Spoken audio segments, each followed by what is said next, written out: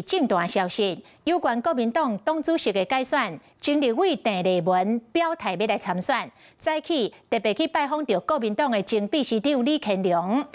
卢秀燕表态不爱选，李乾隆讲伊不爱甲为难啊。目前呼声上悬的台北市的前市长霍良斌，李乾隆讲伊已经私底下甲伊通过电话，嘛认为伊是人才。谢谢。两个人握手，阁有讲有笑，互动袂歹。国民党主席党魁选战是愈来愈激烈，主席的参选人郑丽文专工来拜访前秘书长李乾隆。今天特别来求教我们的李乾隆秘书长，也希望这场主席的选举，当然我们李乾隆前秘书长会是立文最大的助力。我们9月15号第一天就会去领表。然后呢，就会在法定的时间之内完成登记。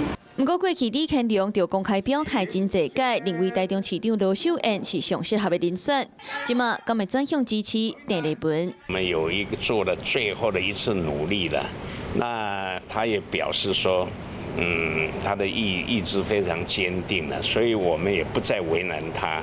重返执政是最接近的一事，所以我们选一个真正能够带领国民党重返执政的一个党主席是非常重要的。除了郑丽文有动作，同款表态要参选的立委罗志强，嘛伫咧面册铺文呼吁党员立党费挺志强。来看安生要参选的有孙文学校的总校长张亚中，佮有中华县议长谢典林，拢有意思要参选。不过党内原来有声音，望前台北市长霍良斌出来接待您。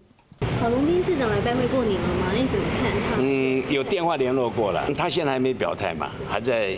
我觉得他也是一个人才嘛，哈。律师李汉忠昨半暝嘛宣布要参选国民党主席，话话要带领国民党中心中回总统府。那党魁之前有9个人已经表态，一个人互人期待，登记的时间是愈来愈晚，战情嘛愈来愈刺激。Hello， 我是雷亚，想要抢先掌握最及时的新闻资讯吗？赶快订阅、按赞、开启小铃铛，锁定华视新闻 YouTube 频道。